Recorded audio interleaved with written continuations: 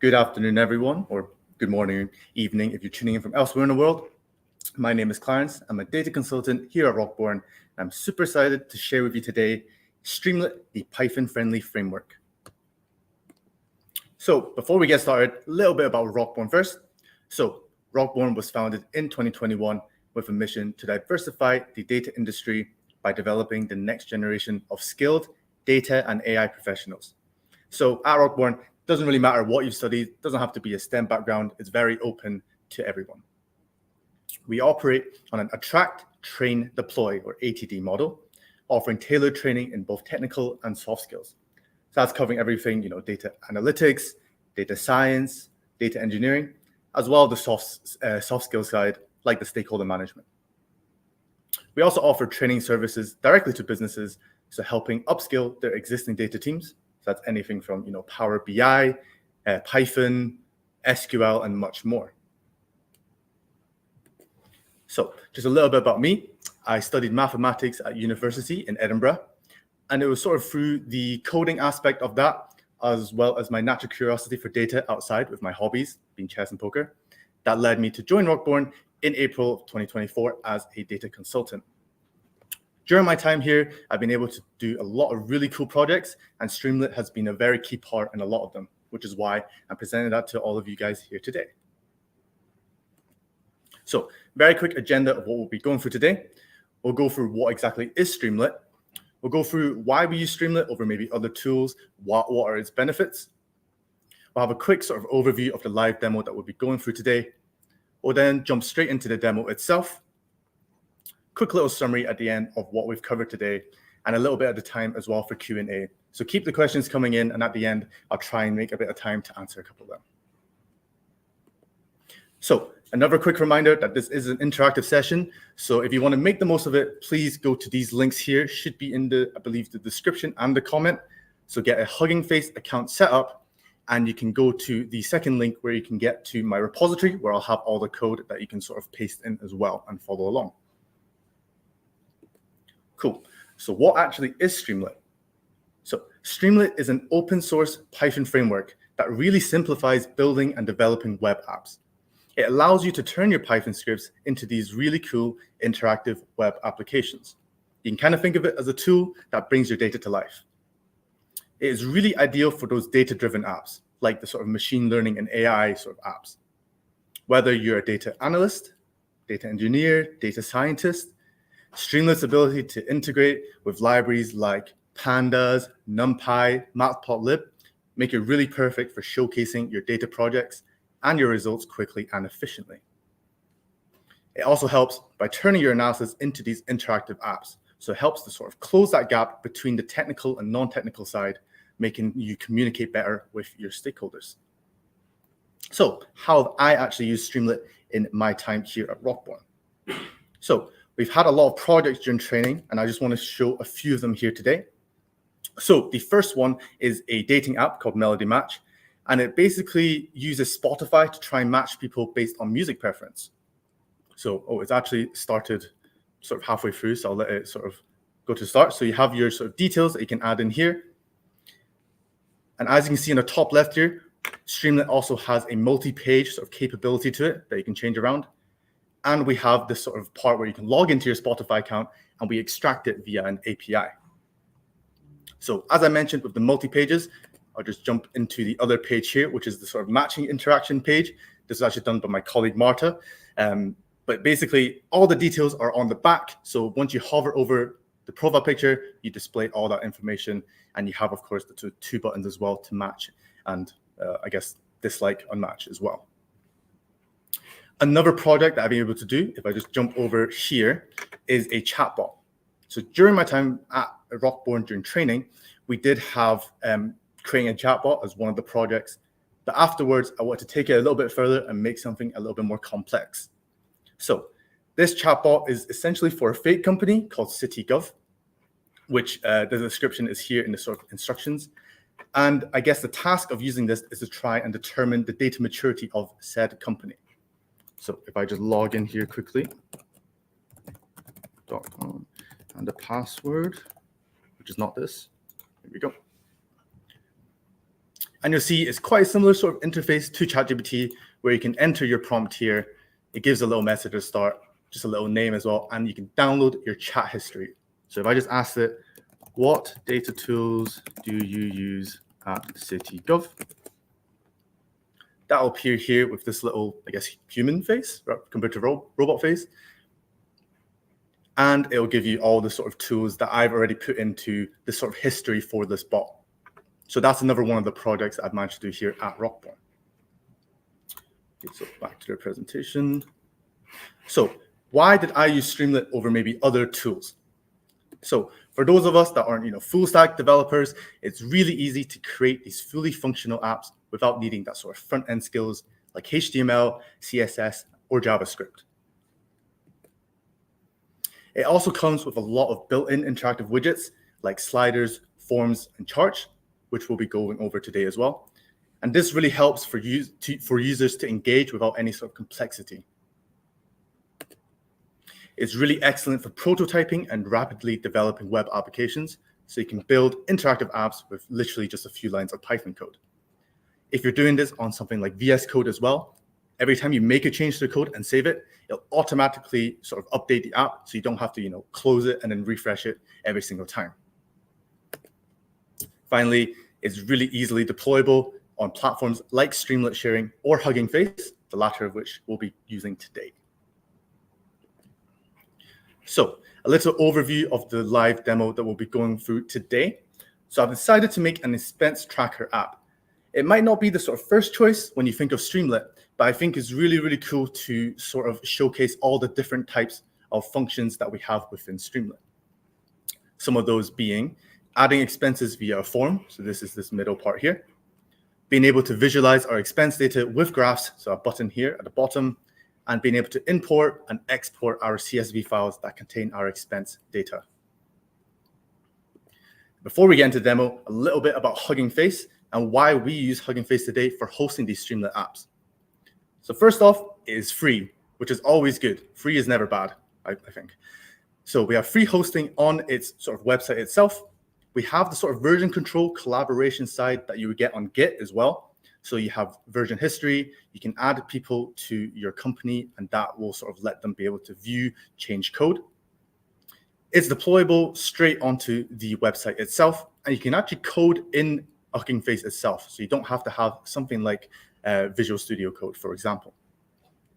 Another thing Hugging Face has, not particularly for this, but they have pre-trained models, transformers being one of the biggest ones. I'm sure some of you might have heard this before as well, with a lot of sort of pre-built models. So if I just scroll down here, as you can see here, they have so many different models for you to sort of try out on here. Cool, so we will jump straight into the demo. So hopefully all of you have got an account. I'll just give you another minute here as well. And if you just head over to the second link, hopefully you'll see sort of Clarence W expense tracker, and you can get to the files here, which you'll see hopefully this. And just before we start, I'll just quickly do a demonstration of the app as well.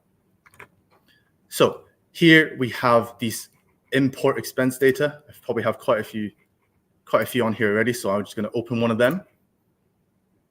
What this does is it puts it all into our storage. We have a table here with our expenses. We could then add to that as well. So let's just add any random one here. Add that in, and we see it's added there at the bottom of our table. We can export this back out. So if I just export that, open this here. It was open on my other monitor. 1 second. Oh, there we go. And you can see it's added that groceries at the bottom, but it's kept all of the other ones as well. Close that. And finally, we have visualized data. So here at the bottom, we have a bar chart with our different categories and how much we spent, with a little label as well. And we have this line chart, expenses over time, which is actually interactive. So you can move this around. You can hover the points. They're quite small, but you hover over them. And you can even make it, if I can get onto that, full screen as well, just in case it's a very complex one. Cool. So we'll head back over to the repository. We're going to go to the top right here and click on our profile. And we're just going to click New Space. I'm going to open it in a new tab. So right click, open New Tab. Call it whatever you want. I'm just going to call it demo. We're going to pick Streamlit as our space SDK here.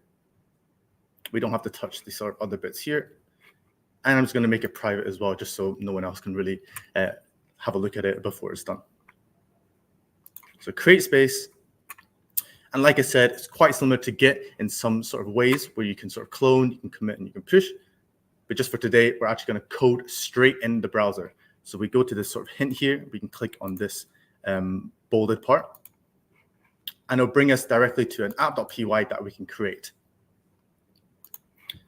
So back onto the original repository sent out, we're just going to open app.py and the requirements.txt, as we'll use both of them just now.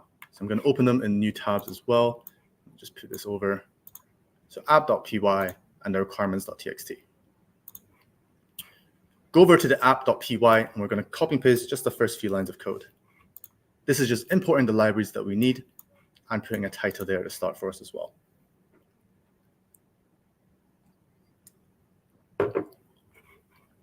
Once you've got there, we go over to our own app.py and we paste it there at the top.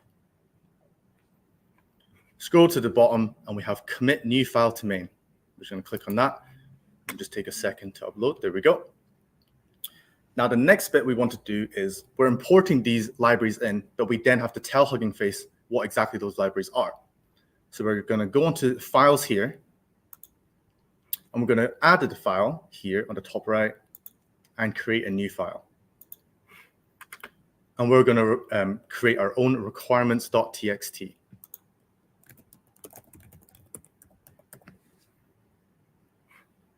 We're going to go over to the old one, and we're just going to copy those in there. So pandas, matplotlib, and Seaborn. Paste it in there. And commit new file to main.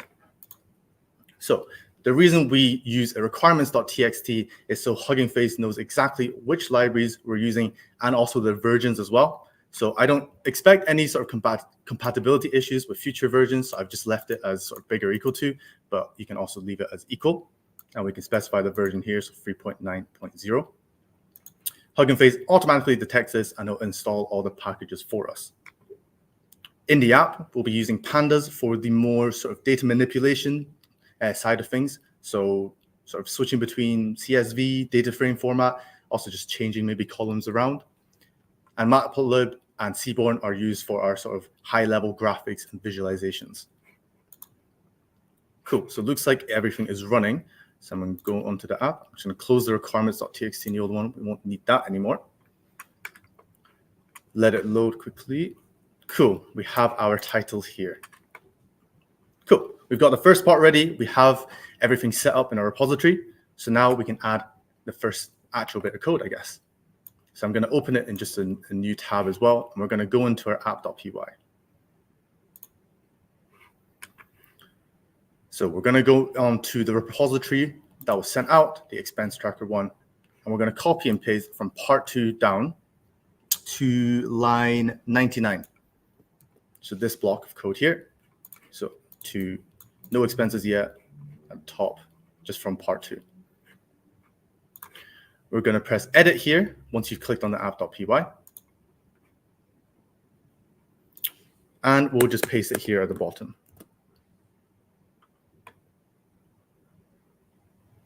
Cool. What I'll do is I'll commit these changes because there's usually a minute or two of maybe downtime, and I'll describe the code during that sort of downtime. So commit this here. You have all the code. So I'll just quickly go over what this code does. So first, we define the path for reading the CSV, data file equals expenses.csv. The reason we do this is actually because Hugging Face has 50 gigabytes of free storage on their sort of space itself.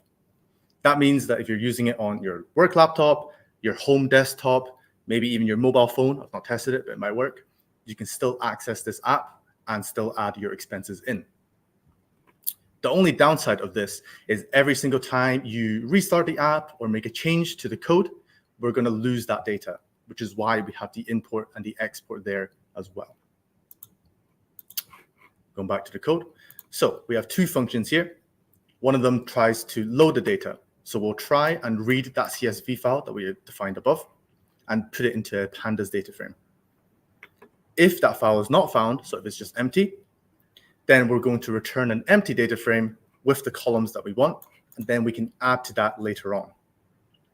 We then have a save data function here as well, and this is just to save it back into the Hugging Face storage for sort of later use. We have the list of categories for the expense tracker, so feel free to change this as well. Maybe you guys spend more money on a certain thing, and you can change that around. We then have a session state. So here we have expenses. If it's not in session state, then we're going to use that load data function, and we're going to create this. We then have st.form. So what this does is exactly what we need right here. It has 4 different inputs. So we have the amount. This sort of goes up by pence, so it's quite slow, but it's helpful if you buy something that's $24.99. We have a little drop-down menu as well for the categories that we specified just above. We have a little description here. So if it's bills, you can specify if it's rent, if it's electricity, Wi-Fi, etc. And we have a little date here that we can actually, filter quite easily between the days. Very easy little menu there for you. Cool. So once you've added all that information, we then have a submit button. If submit is true, so when that button is pressed, then we'll create a new data frame for those submitted expense details. So the date, category, amount, and description. We'll then concat those 2 data frames together. So essentially merging them into one. This lets us save that merged one back into Hugging Face storage. And then when it's successful, we'll just send a little message here as well, just to make sure it's all gone okay. At the end here, we want to see our actual expenses, even if it's just in a table format. So as long as that data frame is not empty, we'll display a little subheader, current expenses. We'll make a copy of our expenses data frame. So we don't want to avoid the original because we'll probably make changes to it in the future as well. We'll convert the date column to string format so it displays a bit easier. And then we'll show the data frame in a table format. Sorry. If this expenses data frame is empty, we're just going to display no expenses yet rather than just an empty table. Cool. And for that, so it looks like it's running. So head on over to our app page here, and I'm just going to give it a refresh.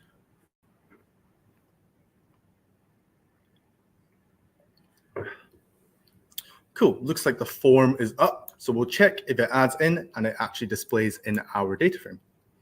So I'll just add a couple here. So I go to Lidl a lot. I'll go Tesco this time.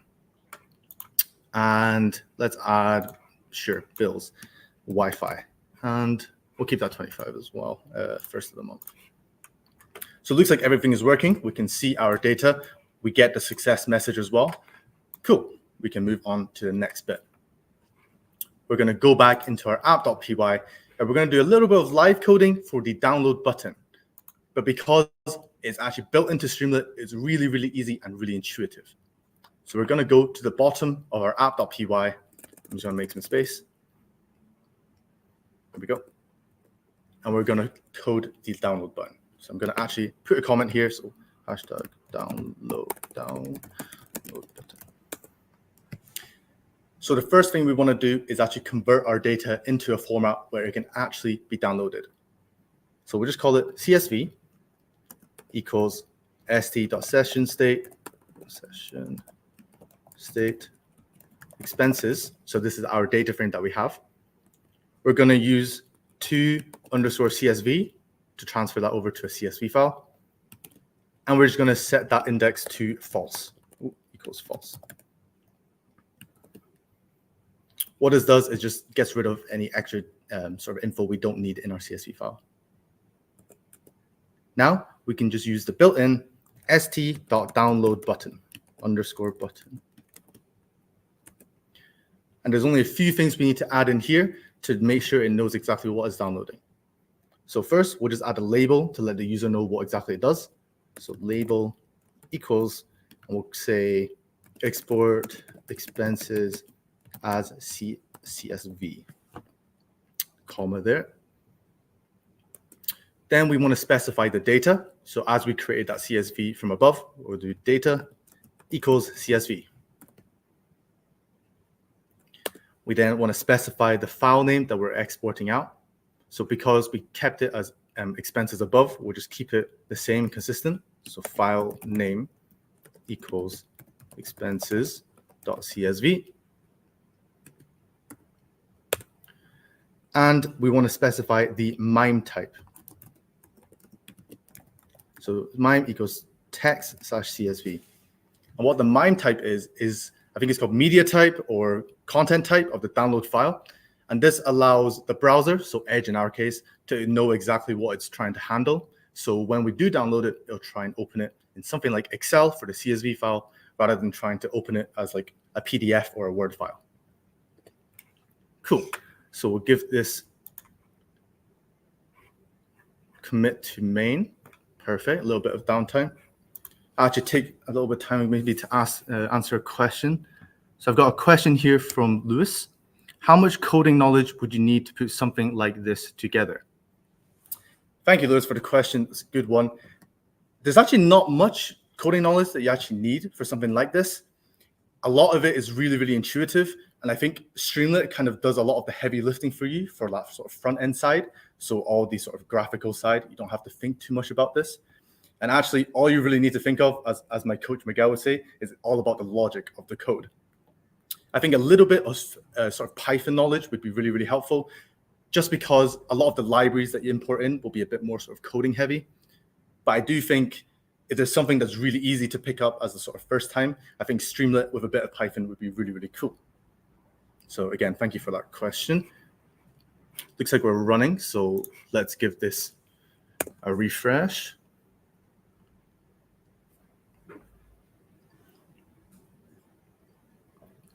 Cool. Looks like we have this export button here. So we'll just add a couple bits of info, or I guess expenses in here. So what's another place? Waitrose. And we'll add in, let's say, I had a kebab last night. Let's add that in. Kebab. We'll just add these two for now. We're going to try and export this as a CSV. And it looks like it's coming out here. Don't mind how many CSVs I have here.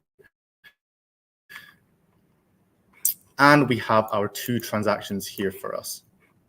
Perfect. So now moving on to the next bit, we want to then import that sort of info back in. When it gets to, hundreds of expenses you've added on here, you don't want to, every time you restart, to have to add them one by one using this form. So that's what we're going to do next. So back onto the original repository expense tracker.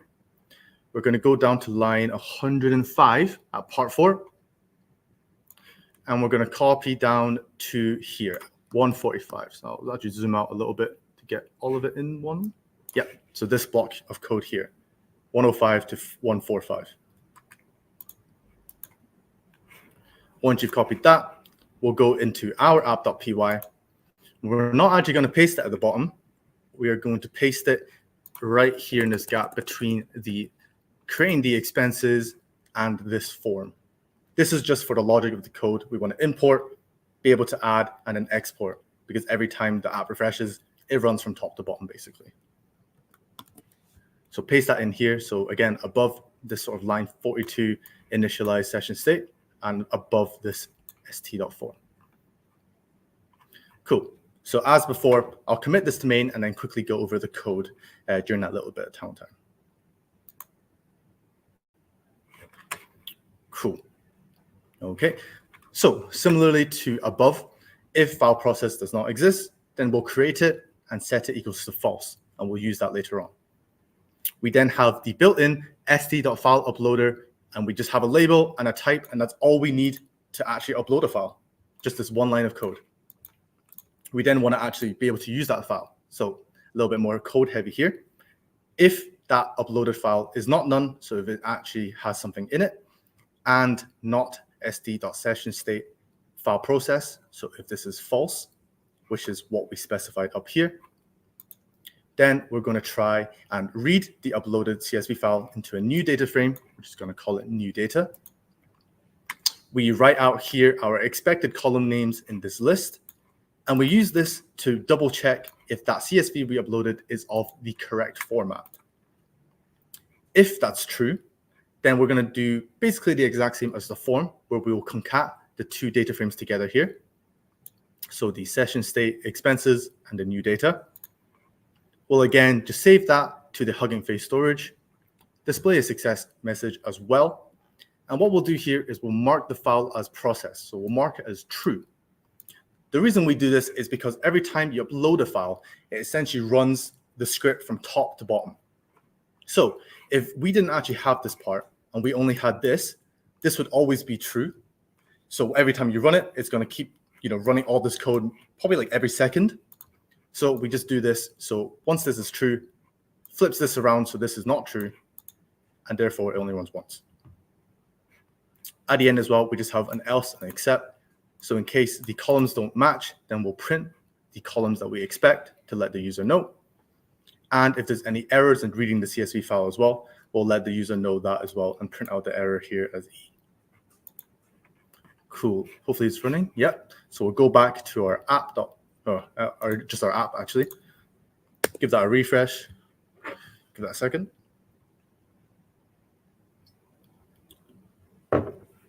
Cool. We have this little import button here at the top.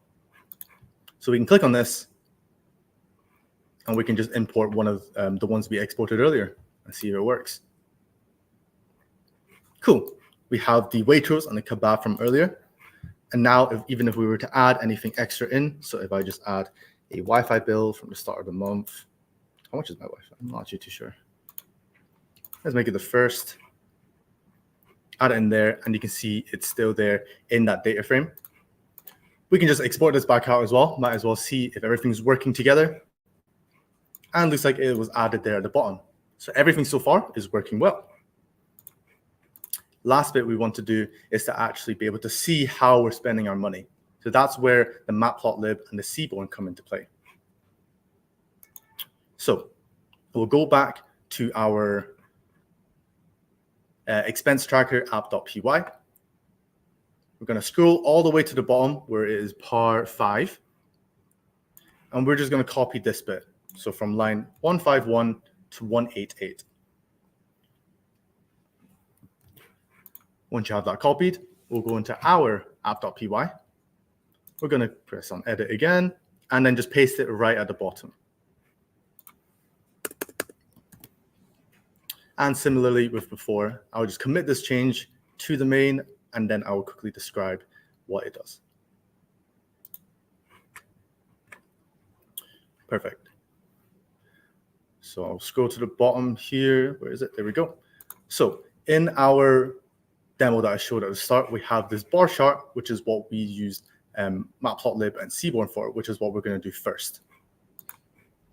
So we have the viz button, which is just sd button. This is just, we don't want to run it if there's nothing there anyway, so we only want to run it when someone actually presses it.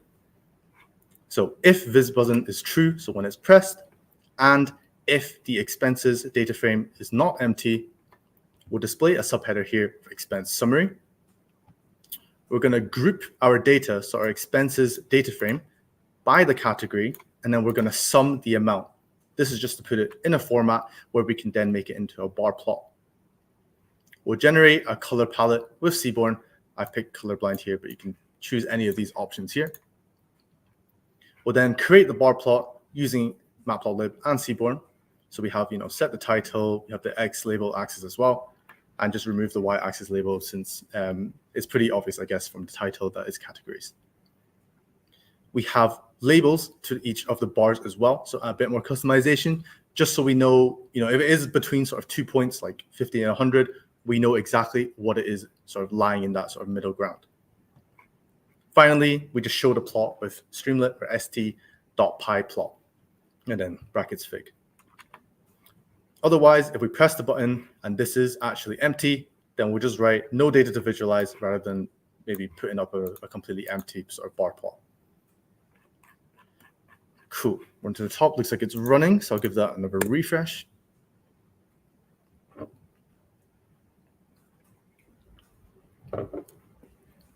Cool.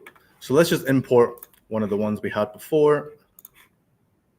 So this expenses, and we have 3 different ones. I think that'll do. So we'll visualize our data at the bottom here. Cool. We have 3 different colors. We have our 3 different categories, and we have the sort of labels there as well. Maybe we could stretch it out a little bit just so we can see that number a little bit better. Cool. So now, what about this line chart? Whereas, interactive, we can actually hover over the points. We can do a couple more stuff there. This is actually built into Streamlit. So this is using st.linechart, and we'll just do a bit more live coding for that as well. So we'll go into demo app.py. We're going to go to the bottom here, and just in the space between the st.pyplot and else, I'm just going to add a bunch of space for the code. Give it a second. So similarly with above, I'm just going to write a little subheader. So st subheader, and we'll call it expenses over time. Cool. We want to do essentially the same thing from above with this part. So I'm actually just going to copy this from above, the category summary. And we're just going to change this to date. So instead of grouping by date, we group by, instead of grouping by category, we group by date instead. So we'll change this column to date. Date. There we go. Now, we have to do a few more things to make sure that Streamlit will actually recognize this and plot it correctly. First thing we want to do is change it to date time format. So date summary, and we want to specify the exact columns. That's what these brackets do. Equals pd dot to underscore date time. And then our column again. So date summary, and then date, not data. The next thing we want to do is we want to then sort our values. So there's no sort of weird line graphs that are coming up. So date summary equals date summary, and we use sort values, and we want to do it by the date.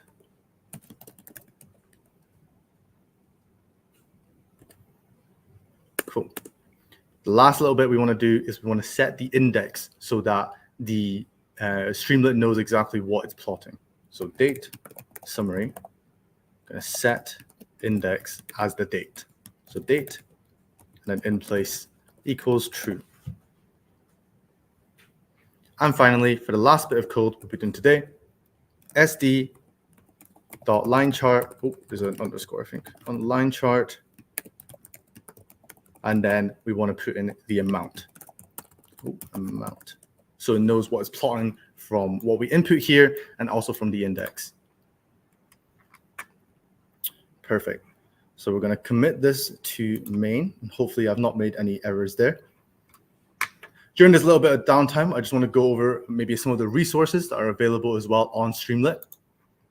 So here, a lot of documentation that will help you with either getting started with Streamlit. So these sort of few things here, installation, fundamentals. There's this 30 days of Streamlit challenge as well that I might encourage all of you to do. I've not done it myself, but I actually might do this as well. If you're maybe a bit confused or want to learn more about some of the concepts. So for example, if I go to concepts, architecture education, I go to session state here, you can learn a bit more about how we use the sd.session state here. And it gives you a bunch of examples. I'll zoom in a little bit.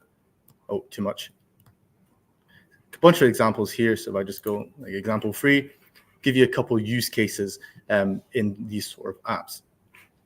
If you want to learn more about something else, so I think it's API reference, chart elements as well. So we use st.linechart, but you can actually do st.barchart as well. So if you want to go back, change it to a Streamlit bar chart, then feel free to do that.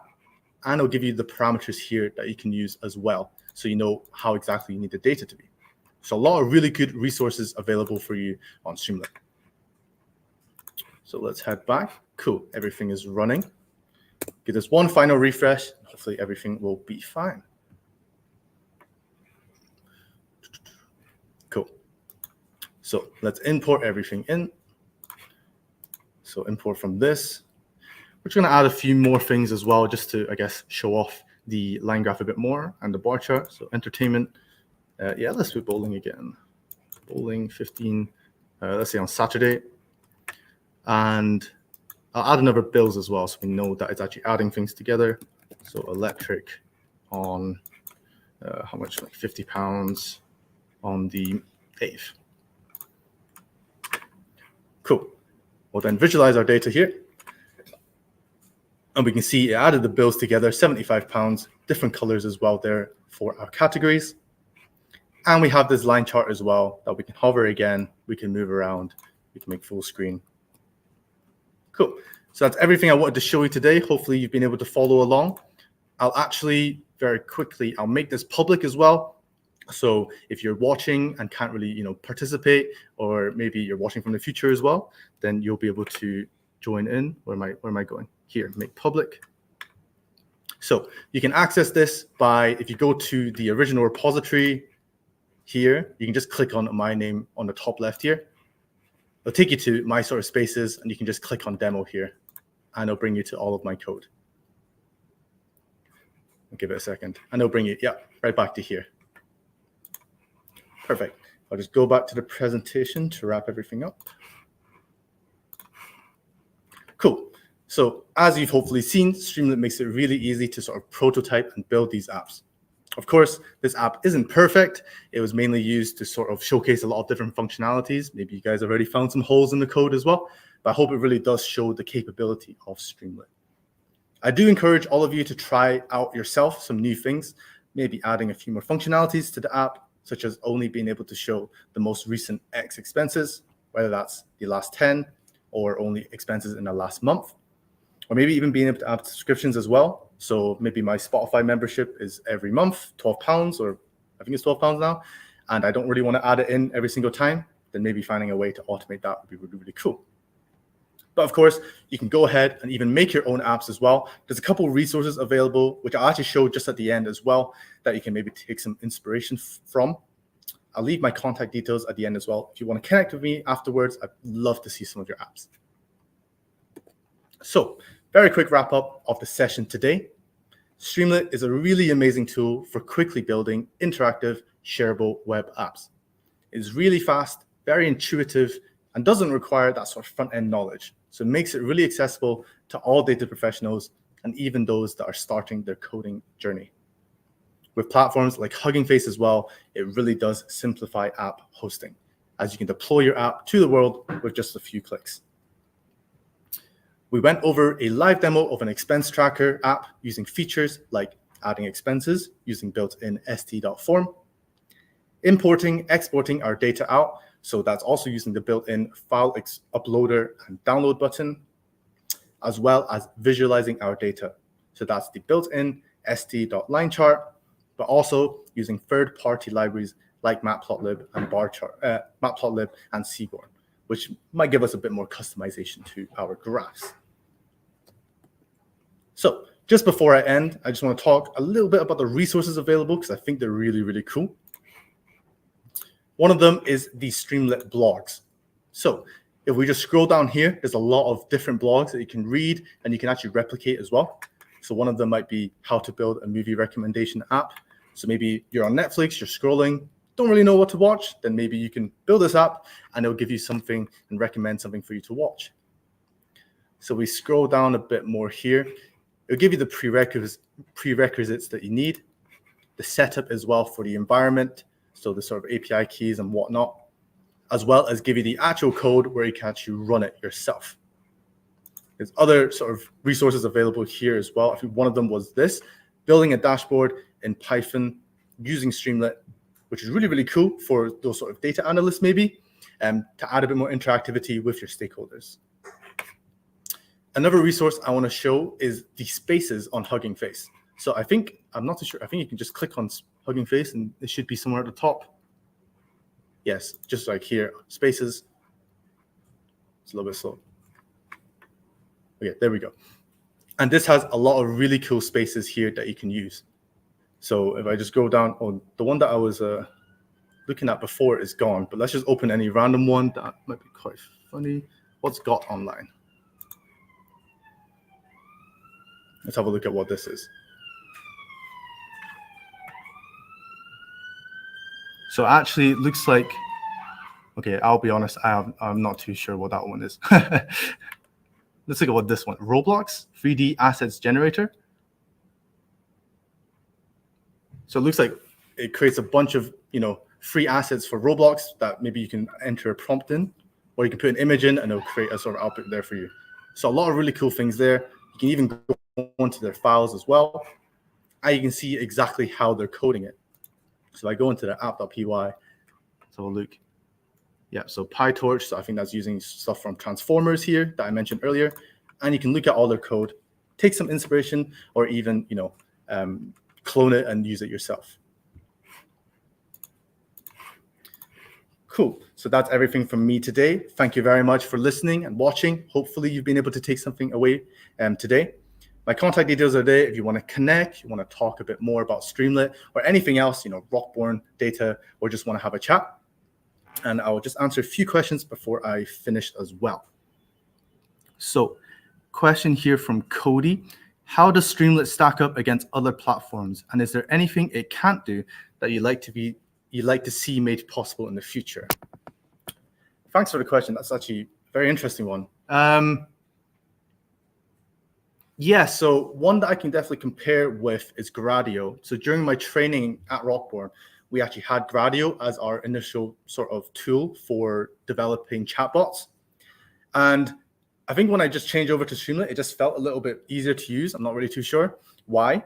Maybe just some personal bias to it. But I think it does sort of take away a lot of the heavy lifting if you're not familiar with the front end space, like the HTML, CSS, and the JavaScript as well.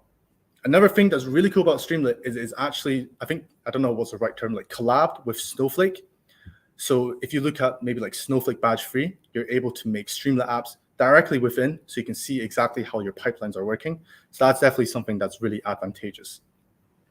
Something that I can do that I'd like to see made possible in the future, I think it's definitely that sort of customization side. So from that dating app that I had previously, where I had the car flipping over, I think we had to use custom CSS to actually make that happen. And I think some of the formatting in Streamlit is very clean, but if you want to put something exactly like, in the bottom right somewhere, I think it's quite hard to do. So definitely that formatting side is what I'd love Streamlit to sort of be able to improve on. And lastly, another question here from Mohammed. Are there training resources on Streamlit? Another good question. So I think this will probably be one of the best resources. I've not tried it out myself, but I think this is really, really good. Another thing as well is if you're more maybe in the engineering space, if I just Snowflake badge free, this is actually a really cool thing that I did during my time at Rockborne. They give you a bit of time to sort of upskill as well. So I've been able to do this badge free, which has a bit of Snowflake. It includes Streamlit, how to build these sort of dashboards for your pipelines, if it's actually working or not, and a little bit extra as well. So this is probably, if you're a little bit more tech-sided and you want to learn about Streamlit, I definitely recommend this as well. Okay, I think that's everything from me today. Thank you all for listening, and I hope you have a wonderful rest of your day.